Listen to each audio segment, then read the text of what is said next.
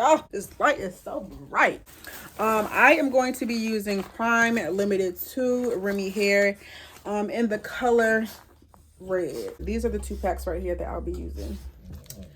And I also got these in 12-inch.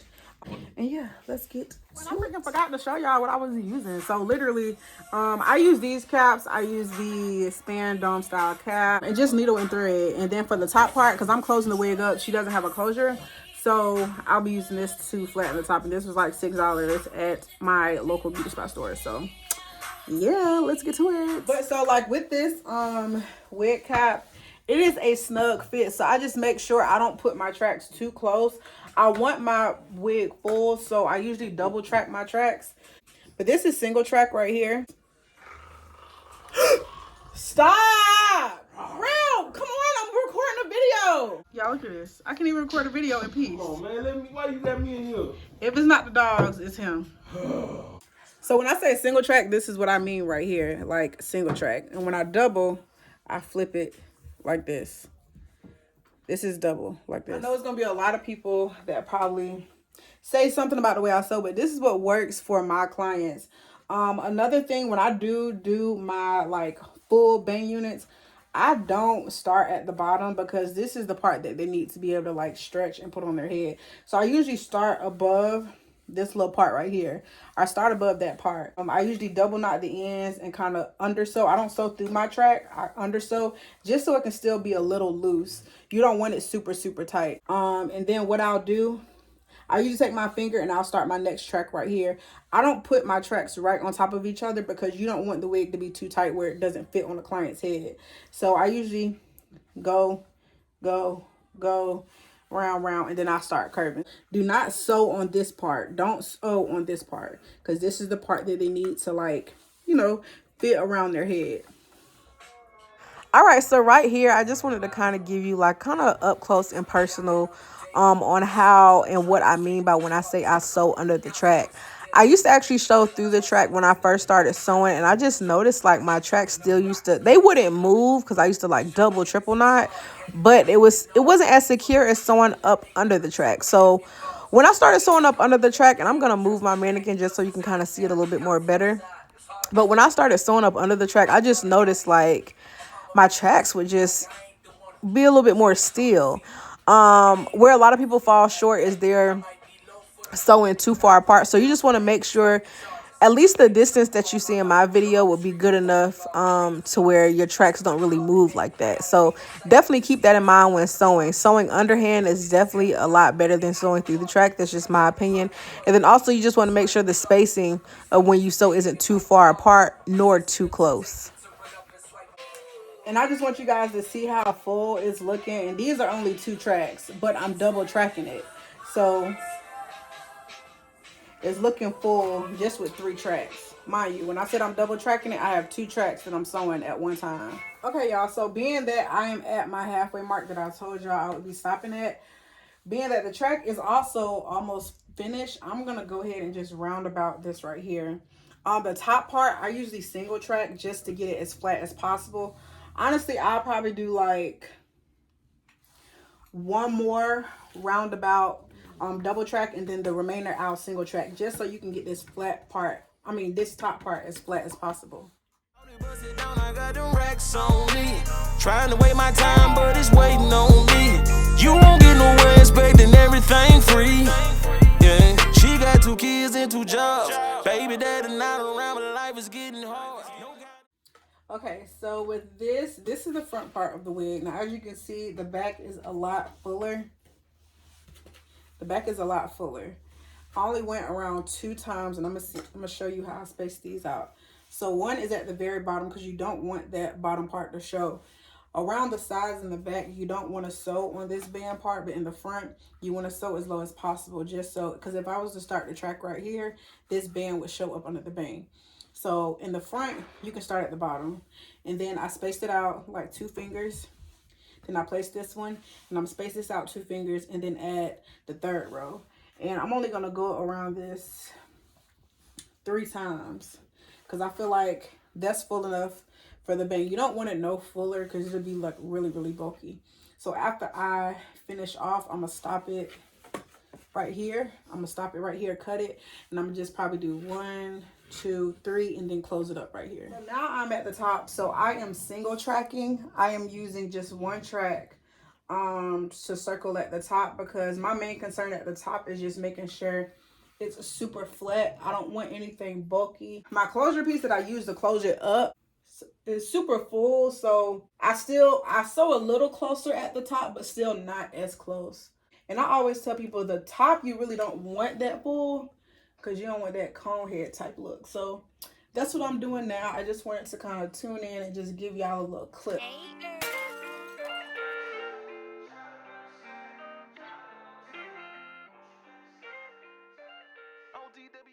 Okay, y'all, so I'm finishing up at the top. So another thing that I usually do when I get to the top, it usually takes me about 2 packs to do hair, but you know, every time I sew different. So I usually go ahead and cut off my closure piece. I go ahead and cut off my closure piece that I'm gonna make. I'm gonna hand make my closure because I'm closing it up with a circle at the top. The purpose of the wig is just for it to remain flat. You see, it's not looking like a cone. It's super flat at the top, so you want to keep it flat. So when I do make my closure, it's going to be single tracked. So this is the hair I have left. And this is my closure piece. So that's another thing. I go ahead and cut off my closure piece. I usually eyeball it. I don't be knowing how long my track is for my closure pieces. I usually eyeball it. So this is the space that I got at the top. So I'm about to probably go around one more time with this last piece, and then it should be time to close up the top. So I just wanted to show you guys where I'm at and kind of what I do when I get towards the top. So I also wanted to put this in for beginners. If you are not comfortable with getting a flat top, sometimes I use my hot glue gun to kind of lay the track down. So if you have a hot glue gun and you're not comfortable or think that you can get the top flat enough, you can use a hot glue gun. So with this client's wig, I am going to hot glue it just so I can kind of show you how I do that. So you can use the hot glue gun, one, to get right up on the track so you won't have any spaces or any gaps showing. And then you can also just get a really flat base. So that's what we're going to do now. So I'm just going to wait for it to heat up. I already put my hot glue stick in there. Okay, so you see it's kind of ready. So what I'm going to do is kind of just line the base. Line it, line it, line it, line it, line it. And you want to work fast only because this dries really quick. So you want to work pretty fast. So I'm going to take it, and also be careful as well. So take it, put the track on there. Oop. Take it, take it, take it. Take it, take it, take it. And you see it's sticking really good. So we're just going to continue to go around. If you want to work in short sections, you can. And like I said, be careful because this junk does get hot. So our main concern is making sure this top part is covered. No spaces, no gaps. Okay, so this is my closing circle right here. I have a little gap right here, but with a little wax, I had accidentally cut the part, but with a little wax, that's gonna be covered up. But this is the closing part right here, so I'm about to show y'all how I make my closure. Okay, so this is the piece of hair right here. Now, usually I use hair glue, but I'm going to use this hot glue gun. So if you are using a hot glue gun to do this, make sure you're really careful. So literally, to make your closure, you have to just roll into a circle. This is the track right here. Be extremely careful because this glue gets super hot. So I am about to just put the glue on here. You can wait for it to dry a little bit, and you're gonna roll it. Oh, I need my freaking. Just be really careful, but you're gonna roll it just like this. Just roll it. Roll it, roll it, roll it. And being that I'm using hot glue, I'm going like section by section. Like I'm really going section by section. You want to make sure you squeeze it really tight. Don't worry about the excess glue. You can actually cut that off or peel it off just like I did. So it should be closed just like that. And then I'm gonna take the glue, put the glue on this section, go the next row. Again, squeeze really, really tight, really, really tight.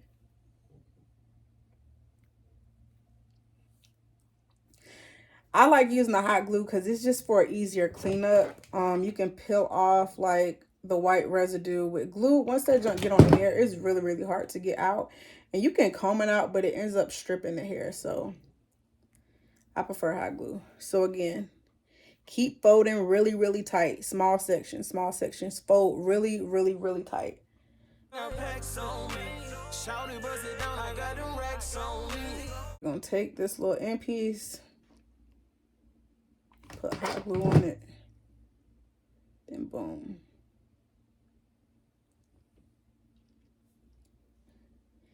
This is a little circle that you should have formed right here. Right here. So we're going to place this actually right here, and the hair is going to spread out. So I am going to turn it on, and I'm going to turn it all the way up to 455. You probably can't see the temp, but I have it on 455. The hotter, the better, the flatter your closure gets. So I pretty much just comb out the closure, and then I'm going to open it up and find the middle part. So that's what I'm doing right now. I'm going to open it up, find the middle part. Just go ahead and do that now.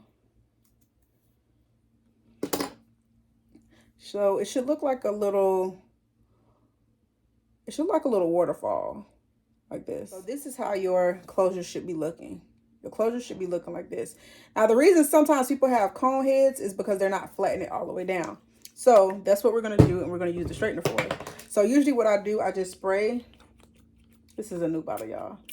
I usually spray the top with spritz, probably like 2-3 sprays or whatever. And then I kind of flatten it with my hand first.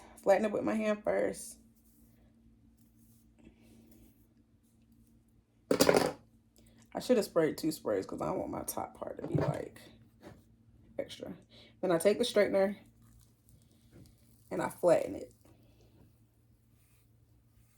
Just flatten it like so. Y'all don't spray 2 sprays. Don't spray 3 sprays. Spray like 2. I don't know why I spray so much. So I'll keep this on probably for like 10-15 seconds or whatever. I'm going to take this off. And then you see how it looks. You're going to split it this way. Then you're going to put it down on there. You want to make sure it's split. You want to make sure it's split on like all sections.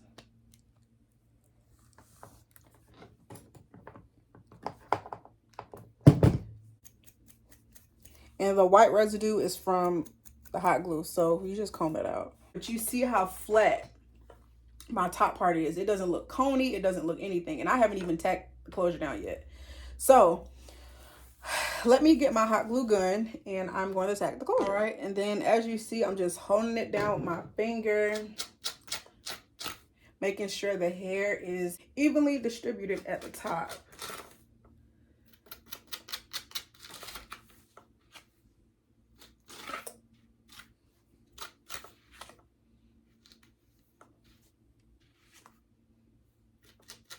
And then like little humps and like dips like this, we're going to actually use our wax stick and take our straightener and kind of just straighten it. So don't mind that part, but you want to make sure your closure is completely flat at the top. You see how flat it lays just sitting up? You want your closure to look like this all the way around. As you can see, this is the finished look.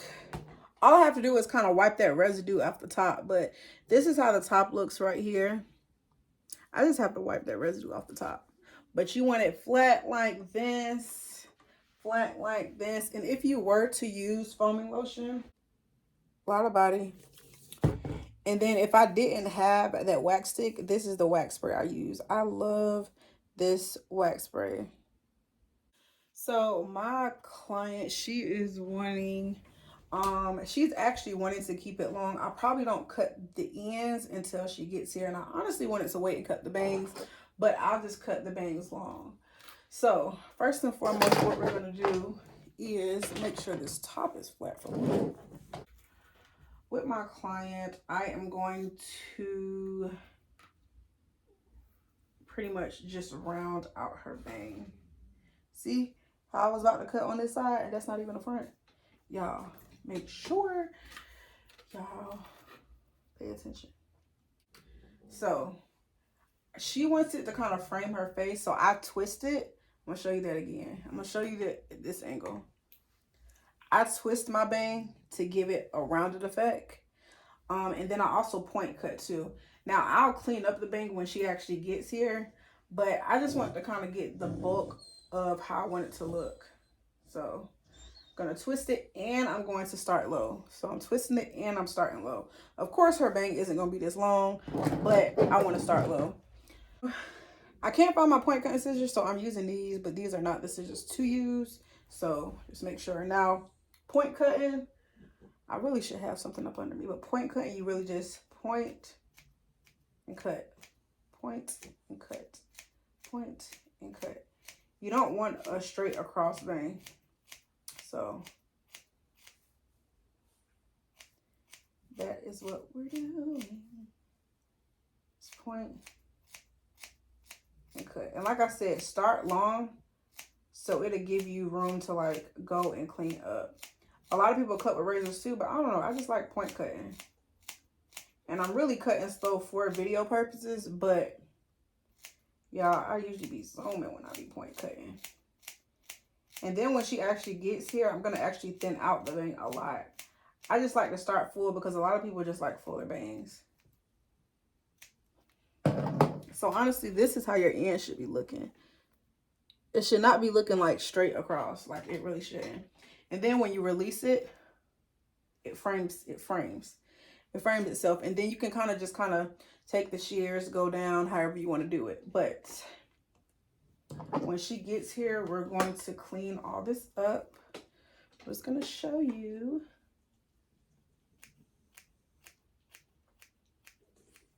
And we can keep the rounded look. But usually, like, before my clients get here, I'll go ahead and get the bulk of the work out. So as you can see, like, this is how it looks before. And then, of course, once I put it on her, I'll clean the cut up. And then she wants it kind of long, too. So I know she's not going to keep, this length. So I can kind of use... start long. Yeah, and I'm doing everything with my scissors only because, like, y'all, I was not prepared for this video. I wasn't even prepared to record. So, but I'm gonna keep everything long. So I'm literally going to, now she wants a blunt cut with this. So I'm just gonna start long.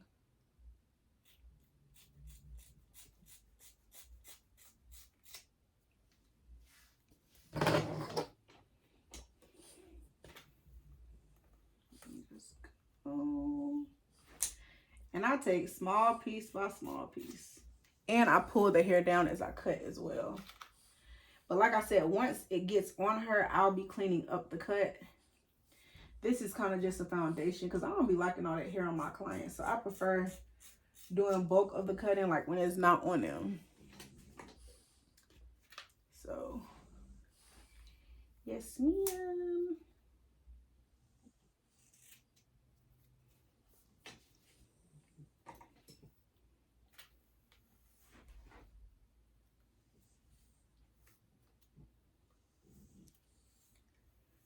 Take this.